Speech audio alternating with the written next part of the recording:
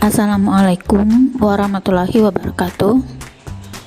Setelah sebelumnya kita belajar tentang reproduksi pada tumbuhan, kali ini kita akan belajar mengenai reproduksi aseksual dan seksual pada hewan.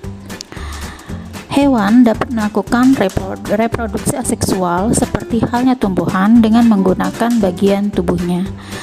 Contohnya yang pertama, membentuk tunas. Reproduksi aseksual dengan cara membentuk tunas untuk menghasilkan keturunan itu terjadi pada hewan hidra dengan cara membentuk tunas. Kemudian yang kedua, fragmentasi. Reproduksi dengan cara fragmentasi melalui dua tahap, yaitu pematahan atau pemotongan tubuh induk menjadi dua bagian atau lebih. Kemudian tahap regenerasi, yaitu potongan tubuh induk yang terbentuk membentuk bagian tubuh lain yang tidak ada lagi pada bagian tersebut. Hingga akhirnya setiap potongan tubuh tersebut membentuk individu baru dengan bagian tubuh yang lengkap seperti pada tubuh induknya. Ini terjadi pada hewan planaria. Kemudian yang ketiga, partenogenesis adalah reproduksi aseksual di mana memproduksi sel telur yang berkembang tanpa melalui proses fertilisasi. Secara alami ini terjadi pada hewan seperti lebah, semut, tawon, kutu daun, dan kutu air.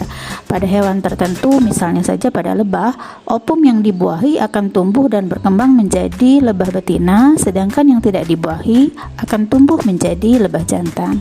Sekarang, bagaimana cara reproduksi sel seksual pada hewan?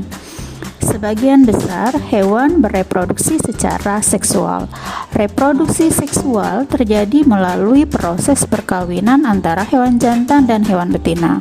Proses ini akan mengalami proses fertilisasi, yaitu peleburan inti sel sperma dan inti sel telur. Proses fertilisasi ini yang akan menghasilkan zigot. Fertilisasi pada hewan dibagi menjadi dua, yaitu fertilisasi internal dan fertilisasi eksternal. Apa itu fertilisasi internal? Fertilisasi internal terjadi apabila proses peleburan antara inti sel telur dan inti sel sperma terjadi di dalam tubuh hewan betina. Contohnya terjadi pada hewan sapi, ayam, kura-kura, dan yang lain. Sedangkan fertilisasi eksternal adalah proses peleburan sel telur dan sel sperma yang terjadi di luar tubuh hewan betina.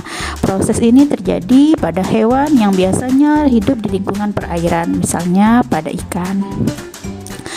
Sekarang, tahukah kamu bahwa kucing, kelinci, kerbau, dan beberapa hewan lainnya tergolong ke dalam hewan vivipar? Apa hewan vivipar itu? Hewan vivipar disebut juga hewan yang beranak karena hewan ini memiliki embrio yang berkembang di dalam rahim induknya ketika akan dilahirkan pada saat umurnya sudah mencukupi. Artinya hewan vivipar adalah hewan yang beranak. Sedangkan hewan ovipar adalah contohnya hewan cicak, katak, ikan, dan lainnya. Dikatakan ovipar karena hewan ini bertelur. Hewan ini embrionya berkembang di dalam telur. Telur hewan akan dikeluarkan dari dalam tubuh induk betina dan akan dilindungi oleh cangkang. Jika ada ovipar, ada vivipar. Bagaimana dengan hewan ovovivipar? Hewan ovovivipar disebut juga dengan hewan bertelur dan beranak. Embrio hewan yang tergolong ovovivipar sebenarnya berkembang di dalam telur, tetapi embrio tidak dikeluarkan dalam bentuk telur seperti pada hewan ovipar.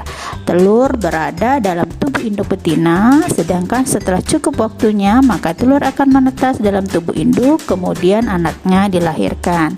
Contoh hewan ovovivipar adalah jenis kadal dan beberapa jenis bagian ular. Nah, anak-anak, sampai bertemu kembali pada materi berikutnya. Wassalamualaikum warahmatullahi wabarakatuh.